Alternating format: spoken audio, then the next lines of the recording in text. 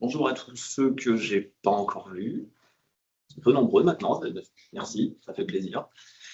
Bienvenue donc sur cette session où on va discuter des projets open source autour de l'IBMI, enfin notamment de Code for IBMI. Projet open source qui va nous intéresser aujourd'hui et peut-être quelques autres projets autour. L'idée, c'est un peu de savoir qu'est-ce que c'est l'open source, qu'est-ce que c'est que ce projet aussi, comment il est géré, et puis aussi comment contribuer, parce que l'intérêt d'avoir un projet open source, c'est d'avoir une communauté autour, et c'est de pouvoir participer au projet. C'est toujours sympa, surtout dans l'écosystème IBM, en général, participer à quelque chose qui a été fourni par IBM, c'est pas gagné. Bon, là, c'est pas fourni par IBM, donc ça tombe bien. C'est peut-être pour ça d'ailleurs que ça marche comme ça. Donc, je suis toujours Seb. Et je suis toujours champion IBM depuis 2 ans. J'occupe le poste de tech lead chez INME, qui est une boîte allemande. Et je participe activement au développement de Code for IBMI. Donc ça, je ne vais pas trop m'étendre dessus, vu que ça va être le sujet de la présentation. Et j'ai aussi développé un projet open source pour un plugin Jenkins, dont j'ai parlé hier. Vous pouvez trouver ça en replay, en VOD. Génial.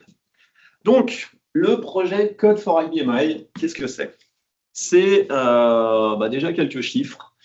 Donc, à l'heure actuelle, on a environ 50 et quelques contributeurs, alors pas actifs, mais au moins qui ont contribué du code au moins une fois sur le projet. Voilà. Donc, on est à une cinquantaine, ce qui est un chiffre tout à fait raisonnable pour un projet de cette envergure, surtout sur la niche que représente l'IBMI. C'est déjà pas mal. On en est à 60 000 et quelques téléchargements, mais ceci dit, on en a peut-être même un petit peu plus maintenant, depuis que j'ai fait la présentation. On en est, c'est à 63 620 installations. Donc, quand même une belle, quand même un beau nombre d'installations. Donc, après, ça peut être juste une installation pour tester, ça peut être des curieux, etc. Mais je suis pas sûr que RDI puisse en dire autant. Ça, c'était gratuit. On a... Comment? Comme VSC. Ouais. On en est à peu près à 248 releases. On a un modèle de release qui est assez libre. Dès qu'on a quelque chose de pertinent à livrer, on ne se gênera pas pour le faire. Si on a un bug bloquant, on peut le releaser dans la minute. Et on a même un système de pré-release, enfin VS Code, un système de pré-release sur ces extensions, dont on se sert sur le projet aussi pour mettre à disposition à l'avance, par exemple, la correction d'un bug assez spécifique que quelqu'un aurait demandé. On peut le mettre dans la section des pré-releases, et dans VS Code, on peut dire « Ah, je veux accéder au pré-release, je veux accéder à la bêta », en gros.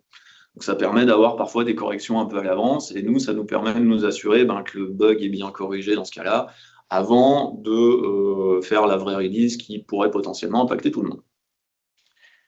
À l'époque du slide, on avait à peu près 91 issues ouverts, ce qui est aussi correct. Alors certaines sont à mon avis tombées dans les limbes, mais c'est aussi un petit peu le jeu. Quand des issues sont ouverts, il faut aussi les faire vivre. Donc certaines mériteraient d'être fermées, vu qu'elles doivent dater de 2022 peut-être. Et plus personne s'en est inquiété, donc pas de nouvelles, bonnes nouvelles. Et on a beaucoup de discussions ouvertes sur le repo GitHub, discussions auxquelles, bien sûr, je vous inviterai à participer. Voilà, donc c'est un projet qui est vivant encore. On a peut-être une petite baisse d'activité cette année, étant donné qu'on va quand même arriver à un stade assez stable. On n'a pas beaucoup de nouvelles fonctionnalités à ajouter dans le projet. Mais néanmoins, on a de l'activité. Alors l'activité, ça peut être un peu tout et n'importe quoi. Pas trop quand même, mais au niveau des contributions, donc là, le lien qu'il y a dans le PowerPoint qui est déjà attaché sur Sked. Donc là, vous avez un peu la vie du projet, qu'est-ce qui se passe dans l'activité du projet. Donc on peut prendre ici le nombre d'issues ouverts, donc j'ai mis sur l'année passée, sur l'année qui vient de passer. Bon, on voit qu'on est à peu près stable au niveau des issues. Donc non, on n'a pas tout corrigé aujourd'hui. un nombre de pull requests qui descend un petit peu, donc on viendra sur la notion de pull request si ça vous est inconnu. Et bon, les discussions, c'est aussi très variable, comme on le voit là-dessus. Après, voilà, on a les discussions par visite anonyme et les gens qui sont authentifiés. Pourquoi il y a le distinguo? Parce que la base des discussions et des issues sert aussi de base de connaissances, finalement. On a eu pas mal de cas où des gens cherchaient une réponse à leurs questions et sont allés fouiller dans les tickets qui étaient ouverts, voire même et surtout fermés et donc résolus, pour trouver réponse à leurs questions. Donc c'est pour ça qu'on a ce qu'on appelle là-dedans des anonymes, parce que ce sont simplement des gens qui ne sont pas inscrits sur GitHub et qui vont aller chercher réponse aux questions dans les discussions. Voilà. Ensuite, ça aussi, bon, ça je passe. Et la discussion de nouveaux contributeurs. Bon, on va passer aussi, je ne maîtrise pas tous les graphes. Les deux premiers étaient les plus intéressants et je ne vais pas non plus vous barber après le déjeuner. C'est un risque que je ne prendrai pas. Donc, on va parler maintenant de la core team. J'en ai parlé dans mes autres slides ou quand je me présente. La core team, c'est le nom qu'on donne à l'équipe qui va s'occuper du projet de très près, les principaux acteurs sur le projet, ceux qui le maintiennent de près. Nous sommes 6. Cette année, on a accueilli... Qu'est-ce qu'on a accueilli? On a accueilli Julia cette année. Dans l'ordre, vous avez ici Julia, Joseph, Sanjula, Christian, moi-même et Liam. Donc Liam, vous le connaissez sans doute vu qu'il... Bon, oui, c'est quand même une sorte de célébrité sur l'IBMI, mais c'est lui qui a commencé le projet, entre autres, et qui avait la propriété, entre guillemets, du projet. Maintenant, on partage la propriété de l'organisation avec Liam. Vu que Liam est resté chez IBM cette année, mais il a changé d'équipe. Il est parti de l'équipe IBMI et il a rejoint l'équipe de Bob. Il avait besoin de changement. Donc maintenant, il travaille sur Bob, mais il est toujours acteur sur le projet Code4i, même s'il sera un peu moins actif, vu qu'il sera plus payé pour le faire. Donc forcément, voilà, ça change un peu les priorités. Mais ceci dit, il est toujours là. Et donc, c'est dans les contributeurs actifs, on a un mix entre des IBMers et des non-IBMers. Et c'est ce qui est aussi important, vu que le projet reste communautaire, et ça, on y tient, c'est-à-dire que ce n'est pas IBM qui le possède, ça reste la communauté qui va le posséder. Je ne vous dis pas que demain, si l'envie nous prend, on peut supprimer le référentiel et puis s'en aller avec les sources, mais techniquement, on pourrait... bon, je pense qu'IBM ne serait pas très content, mais on va éviter.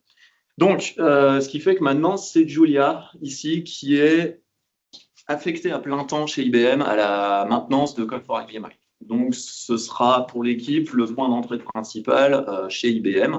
Et donc, elle qui va s'occuper des problématiques chez IBM.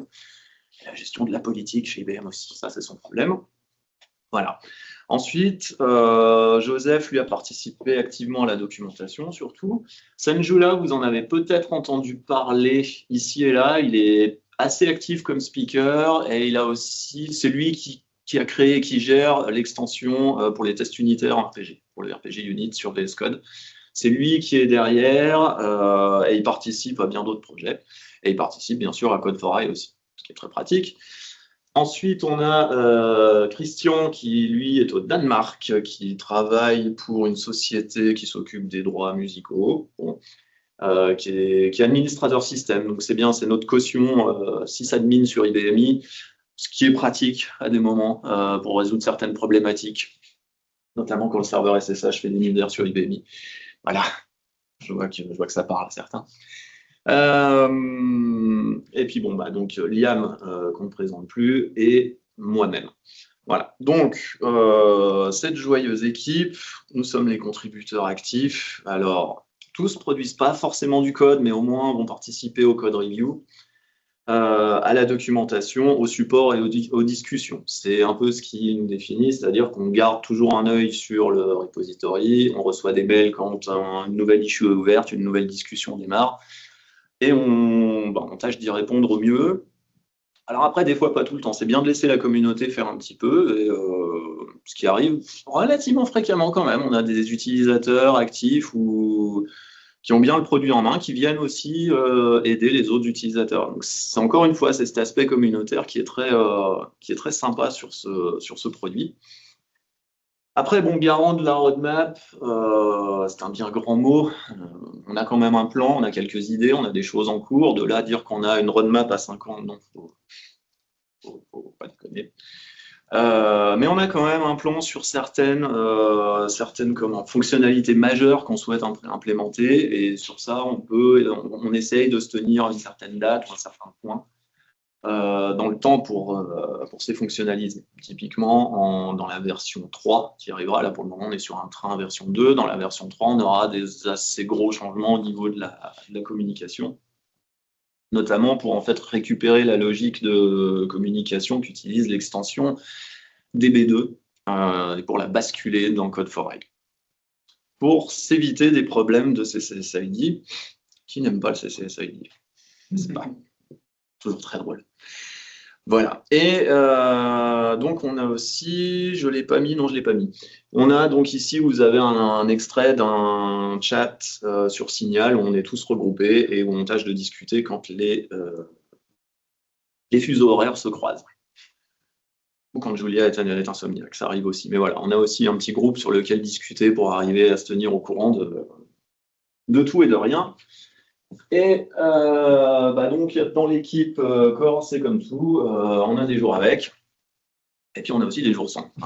Des fois, ça se passe bien, des fois, ça se passe pas bien.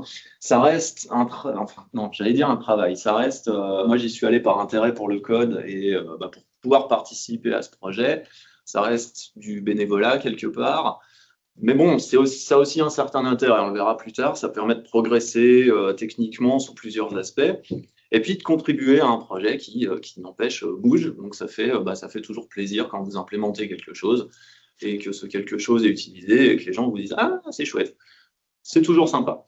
Mais après, voilà, il y a des jours, la vie étant ce qu'elle est, il y a des jours où on ne va pas du tout aller toucher du code, où on n'a pas envie de s'approcher du projet. Moi-même, développant un peu toute la journée, bon, en refaire un peu le soir, il y a des fois où c'est limite, ou alors des fois, on a très envie, vu qu'il y aura une feature très intéressante à implémenter. Donc voilà, c'est variable, mais c'est comme tout, on n'est pas tenu à une obligation de résultat, quelque part. Alors peut-être Julia, mais bon, pas trop encore. Et sur ce projet open source, on a les projets satellites, ce que j'ai appelé les projets satellites. C'est toutes les autres extensions qui gravitent autour de Code4IDMI, que vous utilisez sans doute. Donc notamment l'extension DB2I, probablement celle qui est aussi la plus utilisée, qui, soit dit en passant, est aussi très pratique. Donc tout ça, bien sûr, est open source et fait partie de ce qu'on appelle l'organisation Code4Eye. Si vous allez sur GitHub ici, là vous avez l'organisation Code4Eye qui regroupe tous les projets dont l'équipe Core a la responsabilité. Certains sont plus actifs que d'autres, mais comme on le voit, l'extension DB2 arrive en tête après Code4Eye, suivi de près par RPGLE, pardon. Donc, l'extension RPGLE, c'est celle qui va fournir tous les outils autour du langage RPG, donc le linter, l'outline, la gestion des références pour pouvoir retrouver dans le code où a été déclarée une variable ou une procédure. La coloration syntaxique ne fait pas partie de l'extension RPGLE. C'est une extension à part qui s'appelle IBMI Languages qui contient la coloration syntaxique pour le COBOL, le RPG, le CL, donc tous les langages IBMI. C'est regroupé dans une seule extension. Donc, suivant ce que vous avez installé dans VS Code, ça peut arriver que vous dites « Tiens, mais j'ai pas les fonctions de RPGLE que tous mes petits copains ont, pourtant je vois bien mon code en couleur. » C'est pour ça, c'est parce que une extension s'occupe de la coloration syntaxique et une autre fournit les fonctionnalités du langage. Et vous avez l'extension IBMI File System dont je parlais mardi et j'essaye de me battre pour la sortir pour ceux qui étaient là, mais bon, ça prend un peu de retard. On y arrivera. Donc c'est l'extension qui permet de, manipuler les objets sur IBM, accéder à une data queue, visualiser une data queue, visualiser une data area, voir les liages d'un programme ou d'un programme de service. Voilà, ça permet de faire ces petites choses. C'est assez pratique. Vous pouvez la télécharger sur le site sur le repository de l'extension. Elle est construite, elle n'est juste pas sur le marketplace pour le moment. J'y crois à mort cette fois. Et puis bon, bien sûr, vous avez le pack de développement qu'on conseille d'installer, vu que c'est lui qui regroupe toutes les extensions nécessaires, entre guillemets, pour une bonne expérience de développement sur IBMI via VS Code. Donc, parlons maintenant de l'open source. Donc, c'est comme tout, hein, l'open source, ça a ses avantages, ses inconvénients. Alors, forcément, vous avez accès au code, comme son nom l'indique, ce qui est déjà pas mal pour les plus curieux. Et un accès direct aux contributeurs. Et quand je dis on, c'est l'équipe Core, on est en frontal avec les utilisateurs. Je suis moi-même là présent physiquement pour en parler. Mais ce qui est très intéressant, ça permet justement d'être au contact des utilisateurs et d'avoir des retours de première main, ce qui n'est pas forcément la même chose pour RDI encore. Je suis désolé de taper dessus, c'est pas pour faire du bashing. C'est juste par expérience, voilà. C'est si vous avez eu des bugs dans RDI, je suppose qu'ils n'ont pas été corrigés dans la minute, voire dans la semaine, voire dans l'année, voire du tout. Là, c'est un peu différent. On peut fournir des réponses assez rapides. Et donc, le projet est réactif et vivant. On a quand même du monde qui participe. Et à chaque fois qu'on a du monde en plus qui vient dessus, c'est toujours avec plaisir. Et puis, on a une communauté qui est à l'écoute. Je ne crois pas le mentionner dans mes slides après, mais il y a pas mal de petites initiatives qui sont créées autour du projet. Est-ce que vous avez entendu parler des Code for AI Friday? Oui et non. Code for AI Friday, c'est Alan Seiden qui a lancé ça, donc aux US, et un vendredi sur deux, il y a c'est pas un webinaire, c'est une réunion en ligne qui s'organise pour regrouper tous les utilisateurs de Code for AI et pour simplement discuter de l'extension, parler des bugs en cours, parler des nouvelles fonctionnalités, présenter des choses. Donc, c'est un espace d'échange entre les utilisateurs. C'est assez sympa. Le seul inconvénient, vu que c'est aux US, c'est que ça tombe à 20h, si je ne dis pas de bêtises. Donc, 20h le vendredi. Des fois, on a d'autres petites choses à faire, ma foi. Mais bon, il y a le replay, ceci dit, qui est disponible si vous vous inscrivez à l'événement. Vous recevez le replay, vous pouvez suivre le replay, et puis de temps en temps, il va y avoir des vendredis soirs calmes, donc on peut s'y connecter et juste écouter. C'est toujours sympa pour voir un peu ce qui se passe et avoir un peu la notion de ce qu'il y a autour, pas que sur Code for AI, d'ailleurs, c'est vraiment global à tout ce qui gravite autour et l'utilisation de VS Code sur IBM. L'avantage de l'open source, c'est aussi de pouvoir partager les connaissances, autant pas les garder pour nous, et ça peut être source d'idées ou d'inspiration pour vos propres projets. Ça, on y reviendra. Et ça rejoint donc la phase d'apprentissage aussi, vu qu'on va pouvoir trouver soit des techniques de développement, soit des façons de faire sur IBMI, simplement en allant jeter un petit coup d'œil au code, ou en posant la question. Maintenant, les inconvénients, on en a quand même. Alors, ça reste une liste qui est très subjective, ça s'entend bien. Mais sur les inconvénients, voilà, bon, le projet reste dépendant des contributions. Comme je le disais, sur les bugs ou la doc, bon, voilà, il y a des jours on va être dessus, des jours pas. Donc, si vraiment il y a un bug très très bloquant, forcément quelqu'un va aller jeter un œil. Mais il ne faut pas s'attendre non plus à ce que ce soit résolu à la minute. Et encore une fois, il n'y a pas d'obligation de résultat de la part de qui que ce soit. Donc, bon. Alors, la QA est limitée, on ne va pas se mentir. Les tests, voilà, on n'a pas une équipe de testeurs. On met par le système des code review, des pull requests sur GitHub. On valide notre code entre nous, on fait des code reviews et on tâche de tester convenablement chacune des nouvelles fonctionnalités qui sont implémentées. Voilà. Jusque-là, ça s'est pas trop mal passé. On n'a jamais eu vraiment des grosses choses qui nous ont filé entre les doigts. Après, c'est comme tout, il peut y avoir des petits cas de test auxquels on n'a pas pensé qui filent, mais en général, c'est résolu assez rapidement. Voilà, il faut pas. Et on a quelques tests unitaires aussi, donc ce qui est quand même assez pratique. On a un petit workflow qui marche plutôt bien. Un peu d'automatisation dans ce sens-là pour tester le code et tester des cas d'usage. Pas mal autour de la conversion du CSS-ID d'ailleurs. Et puis bon, la roadmap que j'évoquais tout à l'heure reste tout de même volatile, vu qu'encore une fois, il n'y a pas de stratégie au niveau de l'extension même. Il y a une stratégie au niveau d'IBM, mais pas au niveau de l'extension. Bon. Mais après, IBM est libre de demander aussi. J'ai laissé ce slide qui datait de l'an dernier, parce que j'avais fait cette session l'an dernier déjà, et c'était intéressant vis-à-vis du projet, parce que le fait d'être au contact de la communauté et puis de pouvoir discuter, ça permet aussi aux gens de dire j'ai eu tel problème, tiens, et tout. Bon, ça permet de regarder sur le coup, de débugger sur le coup, et puis de le corriger tant qu'à faire si c'était pas grand-chose. Mais je trouve toujours ça sympa de se dire, tiens, on peut aller discuter avec un tel, et puis on peut corriger sur place, tiens, je vais regarder le code, surtout que les extensions VS Code, ça demande pas un gros investissement en termes d'environnement de développement. Donc c'est assez pratique. Donc on avait pu regarder ensemble, et il y avait effectivement un vrai bug qu'on avait pu corriger sur place. Donc ça avait été un chouette petit cas. Bruno est encore dans les parages pour en parler si besoin. Voilà, donc ça a été, c'est un des intérêts de l'open source, et d'avoir accès directement aux contributeurs.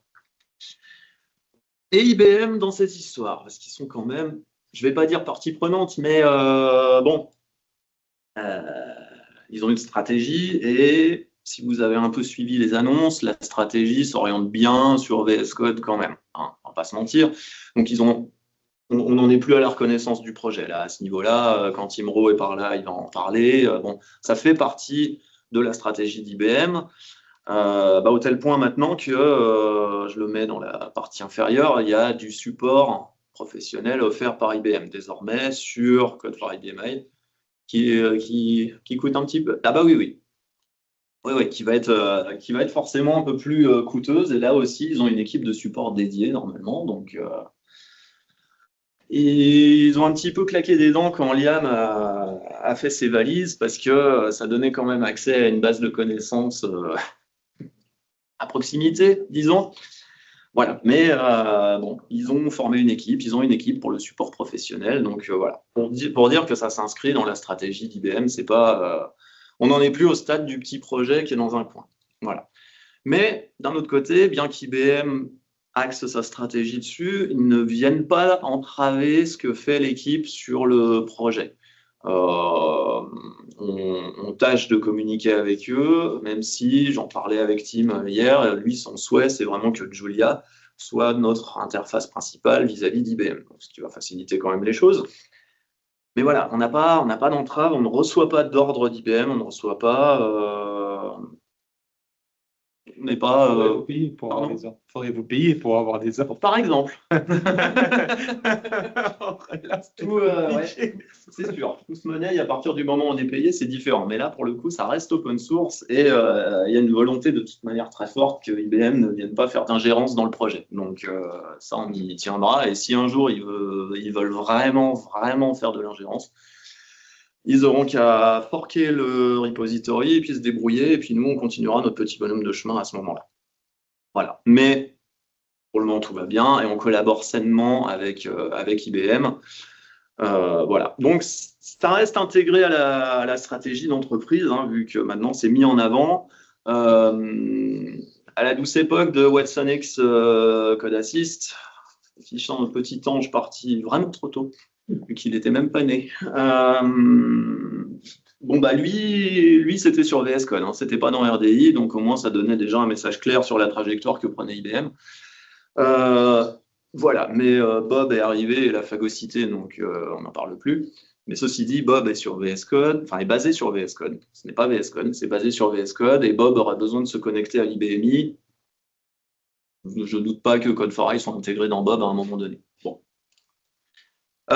C'était la même chose avec un autre petit ange parti trop tôt, qui était Merlin, paix à son âme, qui lui aussi s'est retrouvé au cimetière des produits IBM à l'annonce de Bob. Là c'était indépendant de Bob, mais pour avoir travaillé sur Merlin, étant donné que j'étais avec Arcade à cette époque, il n'était pas trop mal né, mais en soi, à partir du moment où il fallait installer OpenShift, Beaucoup de monde ont tourné les talons, ce qui se comprend tout à fait, hein. La marche était quand même trop haute. Le produit en soi était sympa. Je veux dire, faire du RPG dans un navigateur avec VS Code dedans, c'était quand même relativement chouette. Pour l'IBMI, on était bien là. Mais non, la marche était définitivement trop haute. Mais j'évoque Merlin parce que Merlin intégrait Code4i, était basé sur Code4i. Donc, il faisait là aussi partie de la stratégie.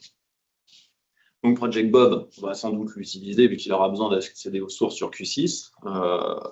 Là, pour le moment, les démonstrations ne vont pas taper dans Q6 ou l'IFS. C'est des projets locaux. Donc, il y a bien un moment où il va falloir aller récupérer les sources. Bon. Je pense que Code4i sera intégré à ce moment-là. Et puis, donc, on a le support professionnel moyennant finance. Forcément. Voilà. Maintenant, on va parler un peu des contributions. Il y a plusieurs façons de contribuer au projet. Il ne faut pas penser open source uniquement en termes de code. Il y a du code, mais il y a d'autres choses. Donc, on a déjà les discussions, c'est un premier palier. Alors, tant qu'à faire, pas pour les bugs, c'est plus pour discuter, parler de fonctionnalités, se dire, tiens, j'aimerais faire ça, est-ce que c'est possible? Ou alors, j'ai fait un super projet, regardez, j'ai étendu l'extension, c'est chouette. Bon, voilà, c'est vraiment un espace de discussion. C'est bien pour demander des conseils ou de l'aide. Par exemple, tiens, j'aimerais créer tel truc, est-ce que c'est possible? Ou alors, comment définir telle ou telle chose? Voilà, on va dire c'est un grand forum, la belle époque des forums, pour discuter, trouver des réponses. Et on peut marquer dans les discussions, quand il y a des questions, on peut dire, tiens, celui-ci a été répondu. Pareil, feu, on va dire Stack Overflow, c'était un peu ça. Quand on allait dessus, on pouvait trouver des réponses qui étaient marquées. Et si on trouvait le poste qui avait servi à répondre, on était content. Voilà, c'est un peu pareil, on va trouver des réponses. Donc, il ne faut pas hésiter à aller chercher dans les discussions et à fouiller quand il y a des problèmes, parce que souvent, on va trouver des choses là. Puis ça permet d'échanger avec la communauté. Et en termes de discussion, on a aussi ici ce chat, donc basé sur une techno sur un produit qui s'appelle Zulip. Donc le chat IBMI OSS, ça réunit la communauté open source de l'IBMI. Pas que Code4i, mais vraiment au sens large. Et on a des gens brillants dessus, venus de tous horizons, qui contribuent à Code4i ou qui participent vraiment à tout un tas de projets open source sur IBMI, et des IBMers aussi. Il y a Corinne Adler qui est très portée sur Paz et le Shell, qui est dans ce chat et qui a réponse quasiment à tout et sur des choses qui tiennent de la magie noire par moment. Donc c'est toujours agréable d'avoir accès à ce genre de personnes. Mais voilà, je vous invite à aller y jeter un œil. Vous pouvez utiliser vos identifiants GitHub pour vous y connecter. Je traîne aussi là-bas de temps en temps. Mais voilà, c'est le chat officiel, entre guillemets, vraiment de la communauté open source IBMI au sens large. Il y a du monde, allez-y. Maintenant, on peut parler des issues. Donc, GitHub a son tracker de bugs intégré dont on se sert allègrement. Donc les issues, voilà, c'est l'endroit où aller rapporter des bugs. Alors aussi parfois, ça peut être aussi pour suggérer une idée, ça marche aussi. Maintenant, tant qu'à faire, si vous ouvrez un issue sur Code4i, tâchez de penser, est-ce que c'est vraiment Code4i ou est-ce que c'est l'extension RPG ou est-ce que c'est l'extension DB2? Bon, en général, je dors sur mes mails, et donc quand je vois un issue DB2 qui est ouvert sur Code4i, on peut les transférer, hein, c'est pas la question, mais bon, c'est juste que voilà, faut se poser la question. Mais ceci dit, pareil, on a une évolution qui arrive où quand vous allez cliquer sur ce sympathique bouton, ça vous ouvre automatiquement une page pré-remplie pour reporter un bug, avec en plus des informations tirées de la connexion. C'est pas mal, ça permet de savoir qu'est-ce qui est installé sur la partition, quelle est la version de l'OS, quel est le CCS ID, etc. Donc ça permet d'avoir un premier degré d'information.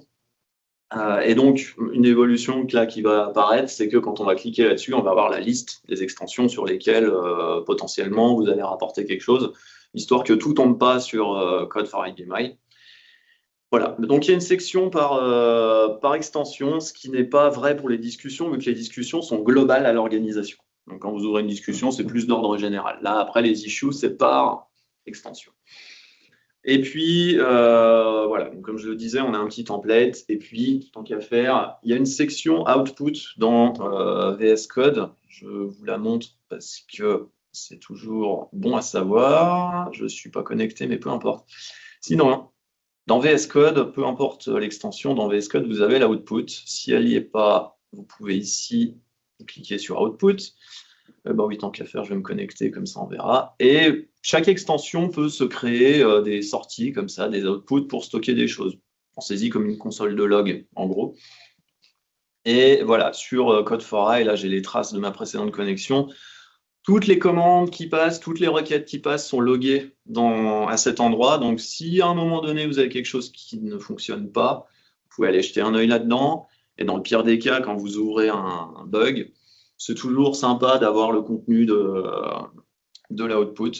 Ça aide grandement quand on cherche ce qui ne va pas. Je me demandais où était le bouton. Je vais me connecter parce qu'on a une option supplémentaire ici aussi qui peut aider quand justement vous rapportez un bug. C'est roulement de tambour. Rien du tout. Elle n'est pas là. Si, elle est là.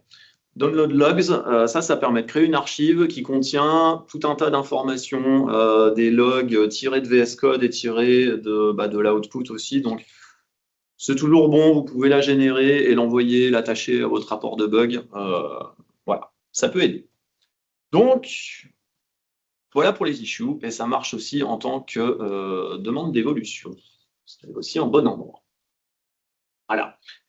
On a une documentation formidable qui est maintenue à jour autant que faire se peut. Hein.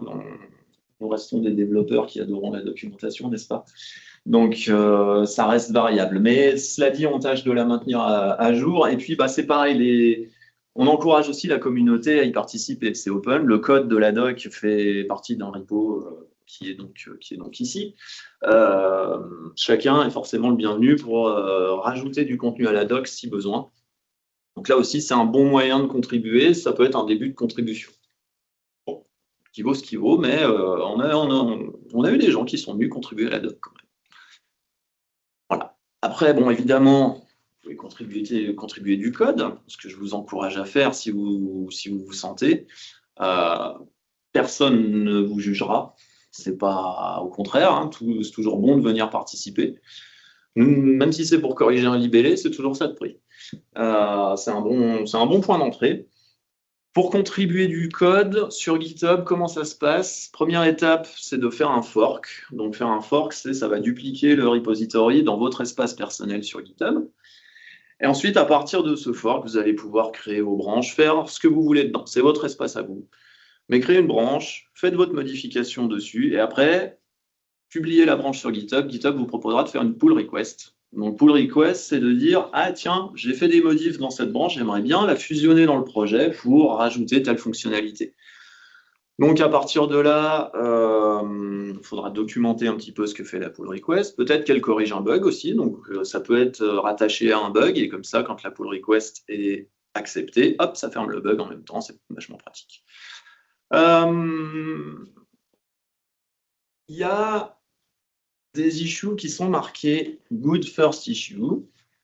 Et donc, comme son nom l'indique, ça peut être un bon point de départ si vous cherchez quelque chose à faire de pertinent. Ici, on a diverses libellés. On peut filtrer par libellé dans les issues et on va trouver Good First Issue. Hop, voilà. Il n'y en a pas 36, mais on en a quelques-unes.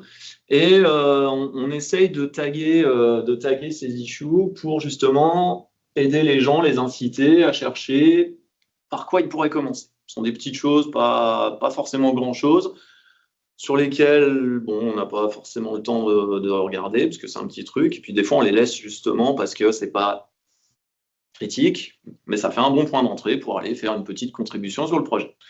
Donc, si l'envie vous en prend, allez jeter un œil. Les Good First Issues, c'est pas mal pour trouver l'inspiration sur quoi faire de pertinent, contribuer du code.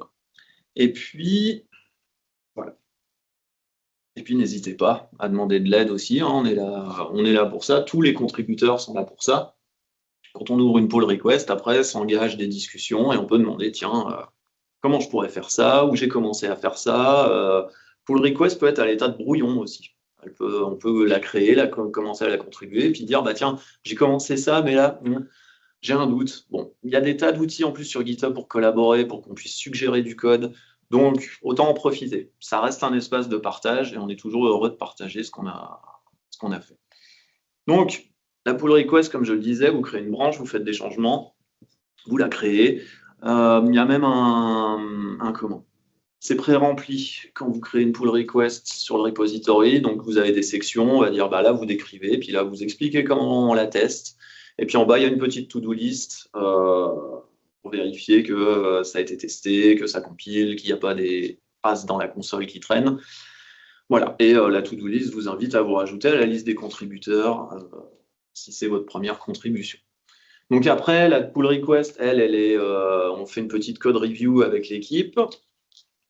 Et si tout va bien, on l'approuve, elle est fusionnée dans la base principale. Et voilà, ça rajoute votre code dans la base principale. Et la contribution apparaîtra aussi quand on génère la release note de l'extension. GitHub propose cette fonctionnalité. Quand on crée une release, il nous liste toutes les pull requests qui ont été fusionnées depuis la dernière release. Ça permet d'avoir une petite liste sympa sur ce qui a été fait récemment. Donc, maintenant, je vais un peu récapituler les opportunités qu'il y a autour du projet.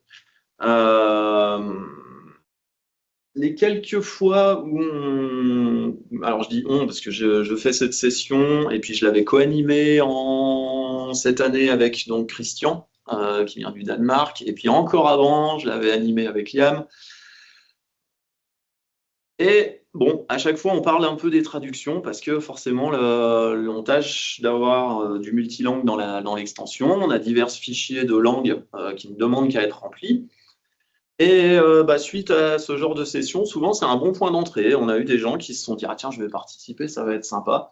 Donc on s'est retrouvé suite à ça avec la traduction en polonais, en norvégien, en danois aussi. Voilà. Donc si vous sentez la fibre traductrice, vous pouvez aller jeter un œil là-dedans. Si une langue n'est pas encore là, on n'en a pas non plus énormément. Ça a été mon ami. Alors Google, ouais, et puis en plus avec les sorts de l'IA, de Google Translate, j'étais smooth. J'allais dire l'IA. J'ai pas osé quand même. Je doute pas qu'avec l'IA, voilà, pour vous donner une idée. On va vérifier, par contre. Ah bah voilà. On a polonais, norvégien, anglais, italien, allemand et danois. Voilà. Bon, effectivement, ce sont des fichiers JSON avec le libellé. Là, par exemple, pour la trad française, on a le libellé en anglais et le libellé en français. Donc, ça reste des fichiers de JSON. Bon, effectivement, je pense que l'IA pourrait s'occuper de ça, mais on ne s'est pas trop approché de l'IA pour ça. Et puis, vu que ça fait un bon point d'entrée pour de la contribution, c'est toujours ça. Pour la documentation, éventuellement, elle n'a jamais été traduite, je crois, mais ce serait une possibilité. Et puis, pour ceux qui étaient avec moi à l'atelier de ce matin, on a les guides pas à pas qui, eux aussi, pourraient être traduits. Ils ne sont qu'en anglais pour le moment, mais ce serait une possibilité d'externaliser le texte et de le traduire. Et puis après, vous pouvez aussi partager votre expertise en TypeScript, par exemple, vu que l'extension est écrite en TypeScript, donc une surcouche de JavaScript qui le rend fortement typé, mais qui est beaucoup plus,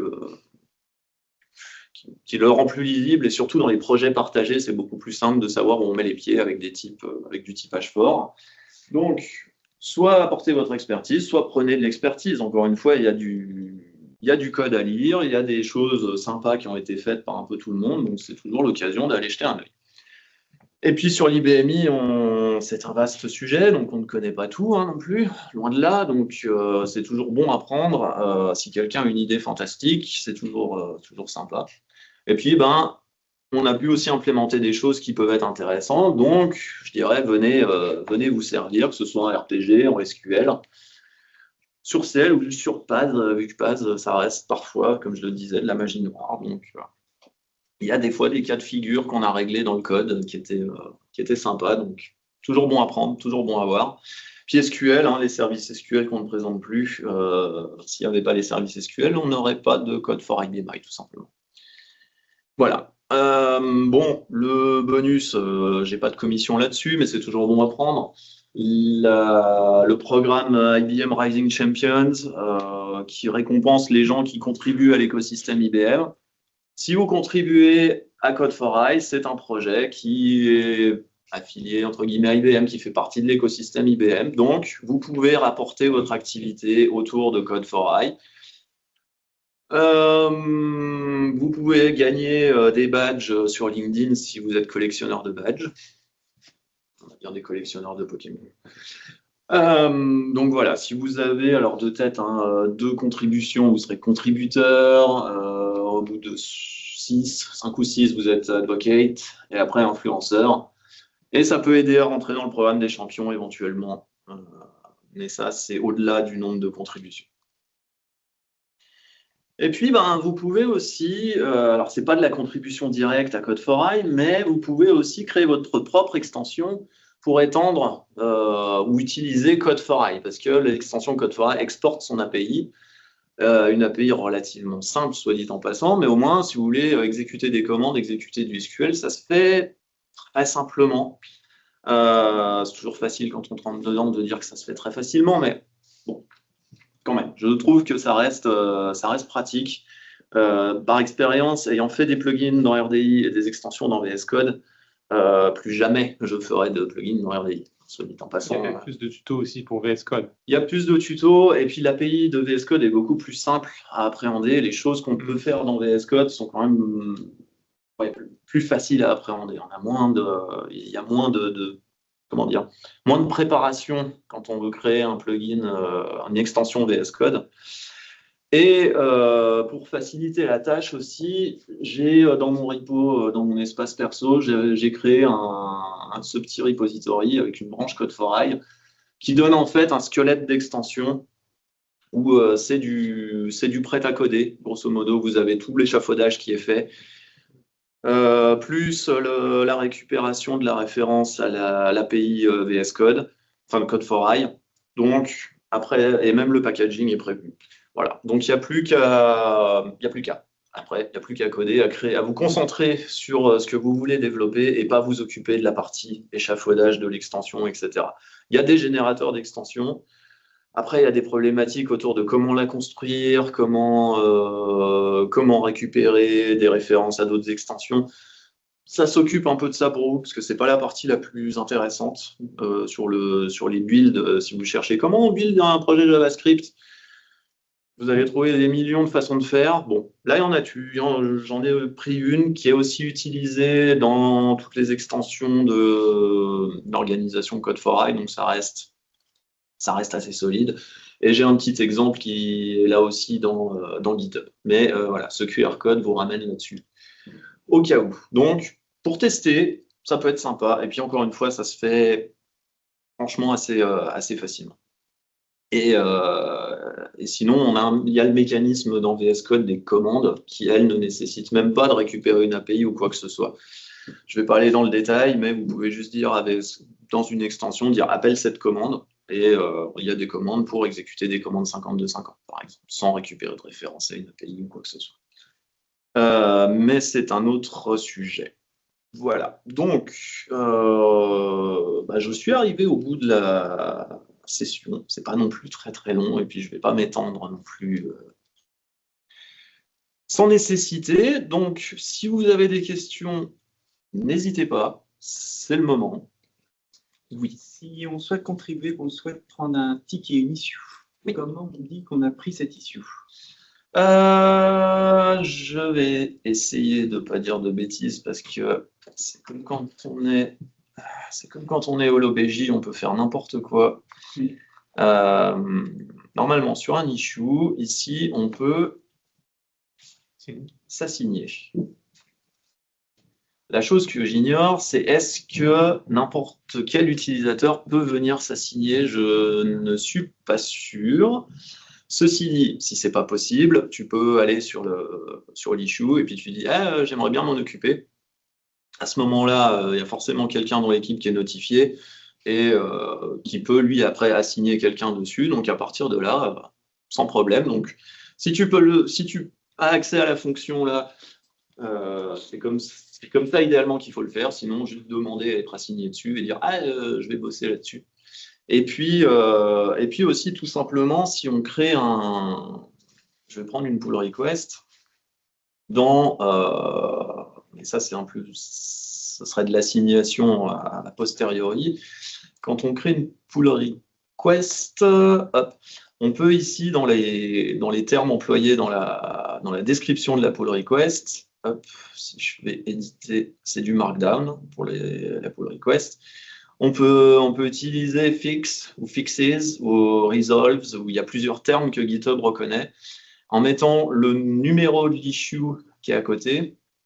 Ensuite, automatiquement, GitHub va lier la pull request aux issues, là, ici, qui sont mentionnés dans la description. Donc, ça permet aussi, ensuite, si, par exemple, je vais là-dessus, je pense qu'en bas, dans les commentaires, voilà, là, ça marque « Ah, machin a lié telle pull request à tel issue ». Donc, là aussi, on se dit « Ah, il y a quelque chose qui se prépare ». Donc, si on a une pull request qui est en brouillon, par exemple, on peut quand même la lier. À ce moment-là, on sait que quelqu'un est en train de bosser dessus. Mais le mieux, si c'est possible, ça va être de s'assigner, voilà. Et sinon, faire un coucou et dire, tiens, je vais aller là-dessus.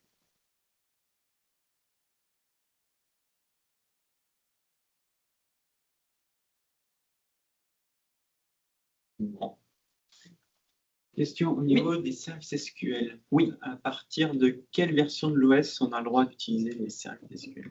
Et à partir de quelle version de l'OS on doit être compatible?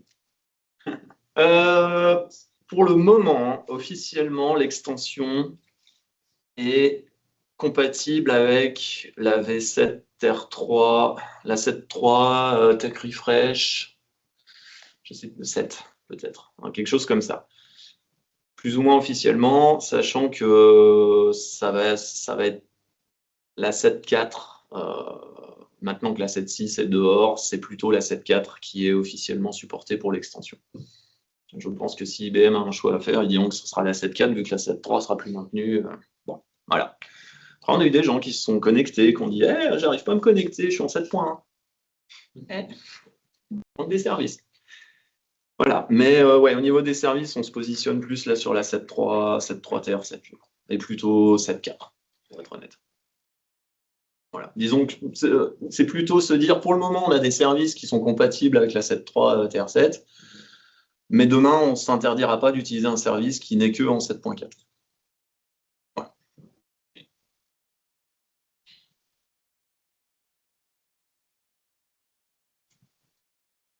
Maintenant, je passe. Bon. Ah, écoutez, si c'est tout bon pour vous, c'est tout bon pour moi. Merci d'être resté.